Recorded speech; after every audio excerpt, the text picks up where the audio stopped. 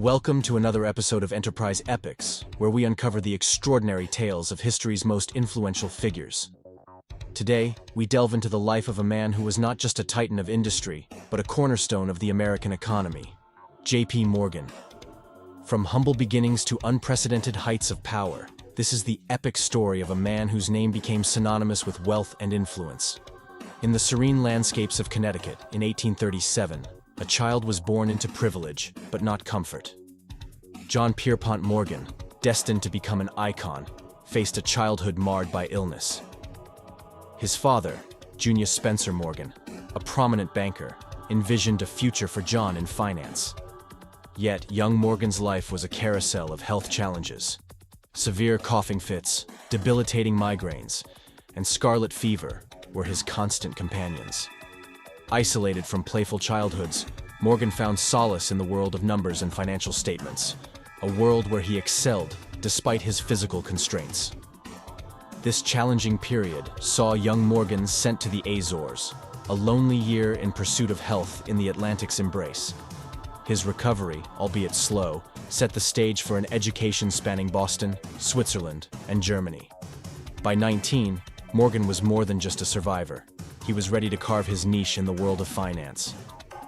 John's entry into Wall Street was not just a matter of familial influence, but a testament to his keen intellect.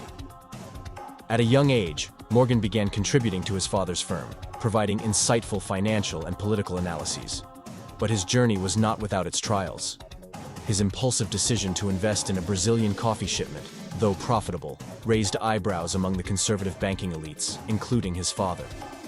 This tension propelled Morgan to venture independently, marking the birth of his own firm at just 24. Tragedy, however, was never far. Morgan's brief marriage to Amelia Sturgis, a love match shattered by tuberculosis, left him a widower and emotionally scarred. Yet, it was this very loss that fueled his relentless dive into work, a distraction from his grief. As Morgan grappled with personal loss, the nation faced its own crisis, the American Civil War. Morgan's decision to avoid conscription, though controversial, was a mere prelude to his more significant involvement in the war economy.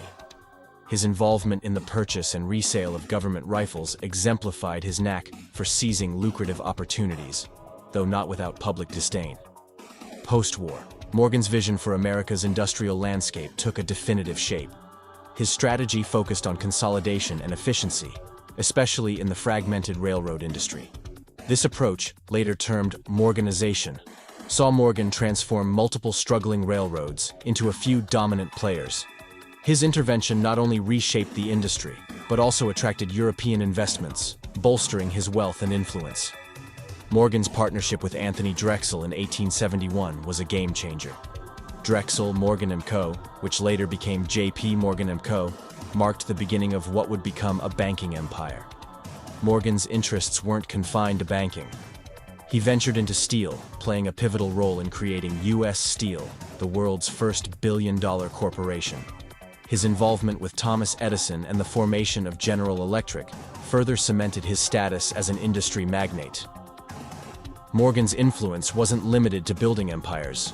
He played a critical role in averting national economic disasters.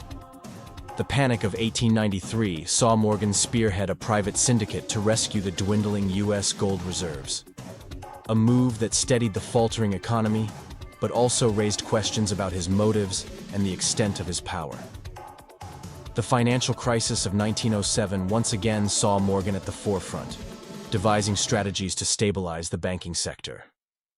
His ability to orchestrate large-scale financial interventions underscored his unparalleled influence in American economics. Despite his achievements, Morgan's dominance wasn't without controversy. His monopolistic practices drew the ire of President Theodore Roosevelt and led to significant antitrust actions.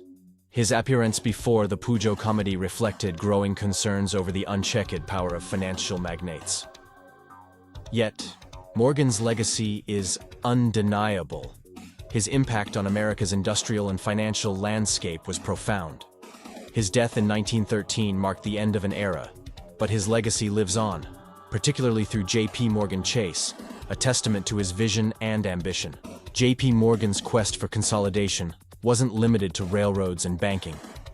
He saw opportunity in every sector of the economy, ripe for transformation.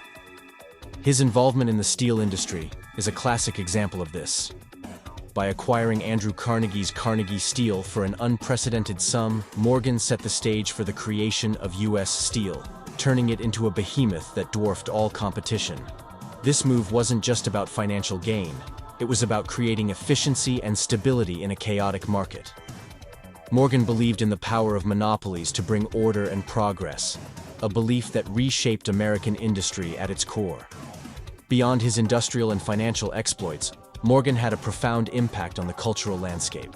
He was a patron of the arts and a collector of rare books, manuscripts, and artwork.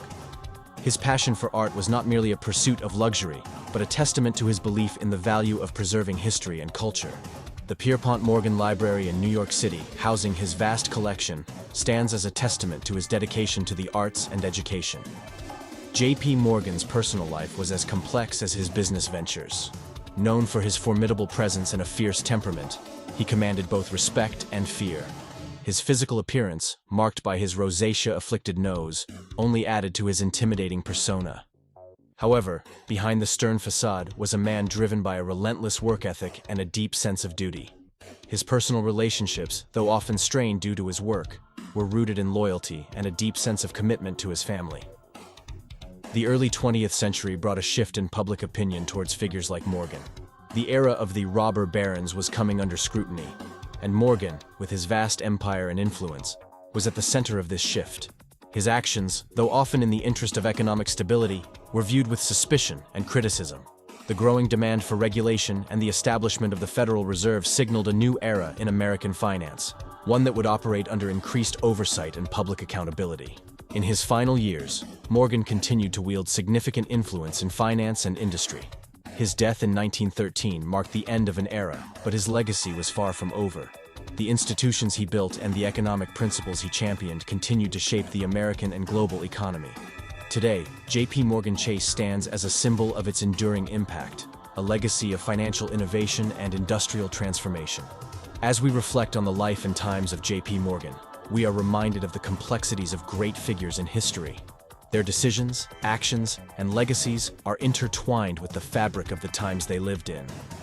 Morgan was a man of his era, a titan who not only witnessed but also shaped some of the most significant transformations in American history. His story is a blend of ambition, brilliance, controversy, and a relentless pursuit of progress. Thank you for joining us on this journey through the life of J.P. Morgan. If this story of ambition, power, and transformation has captivated you, don't forget to hit the like button, share with your friends, and subscribe to Enterprise Epics for more incredible stories of historical figures who changed the world. Until our next episode, keep exploring the epics of Enterprise and the legends behind them.